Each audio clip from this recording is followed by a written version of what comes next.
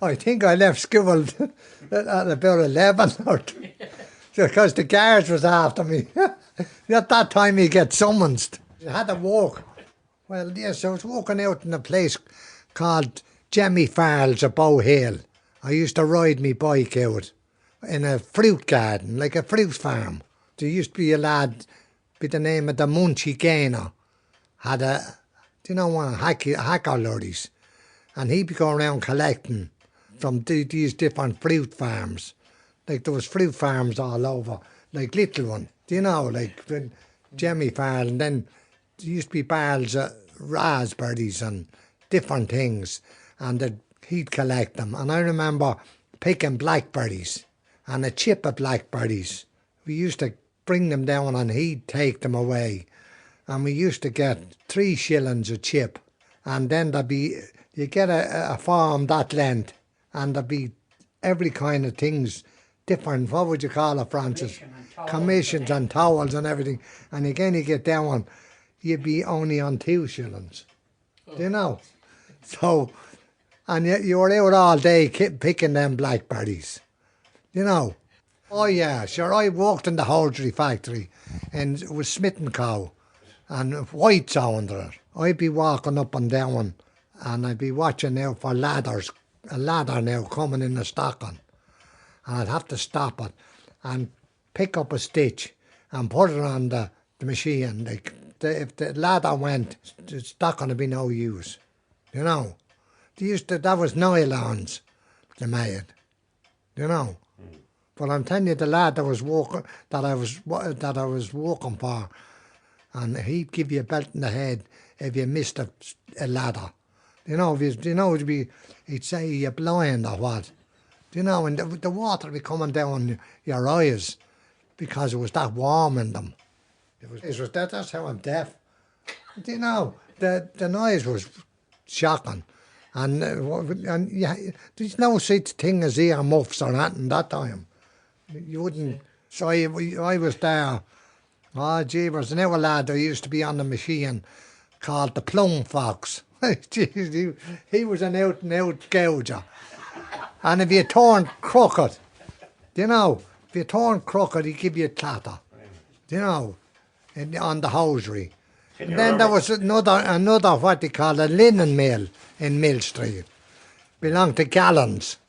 And that's what they were all. And all the women that was in it went deaf with the noise of the looms. Yeah. I should say I'd be about 16 or 17. Yeah, I think it was 12 shillings. 12 shillings a week. I started at, we'd say, 7 o'clock and you were there till 5 o'clock. Really, and you the sweat coming out of you. And I sure was a slave, but still, you put no pass on it. Oh, about 2 years or 2 years.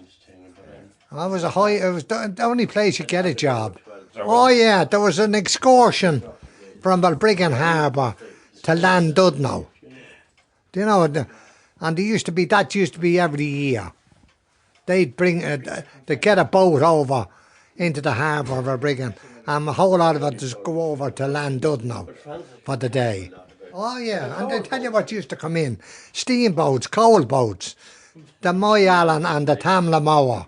They were from the north of Ireland. This company owned them. And they used to be in and out the Cummiskis coal yard. And then they used to come to Griffin's.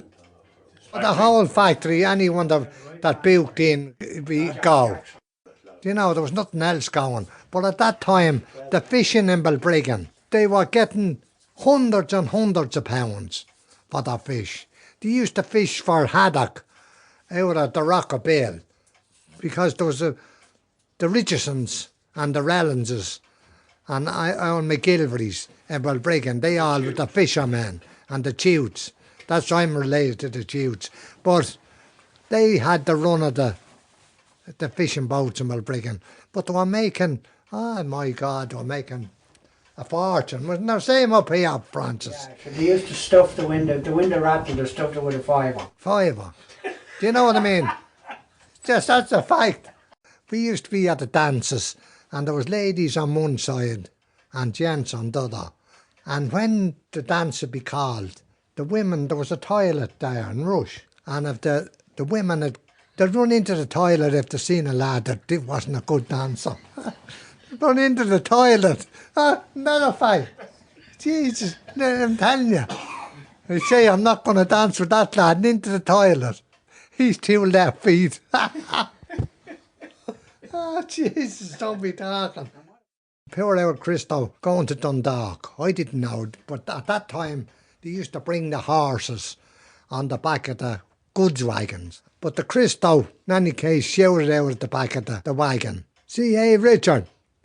Says oh God, Christo, how are you getting on? Says he, I'm going to Dundalk with 2 horses. You see, and what's their chances? Missing Link and Bellboy the Second. There's a man by the name of Nugent was going to ride them. And says I go up and see, tell me mother. His mother was a devil for backing horses. I went up and I told her and put 2 shillings on them. And the 2 of them won. One are 100 to 6 and one are 20 to 1. You know, and we went over to the Bookies. The new old Bookie over in Belbrig. Oh, geez, he hated anyone to win. You know, and Lovely Cottage was the name of a horse that everyone picked. And you see, there was the radio in the Bookie shop. We were there. The race was on. Lovely Cottage came over the last jump, and your man shouted out, "If there's a God in heaven," he says, "stop that horse." Because he was broke. That's the truth. If there's a God in heaven, stop that horse. Everyone in the town had the horse, and he won 5 or 6 to 1, I think.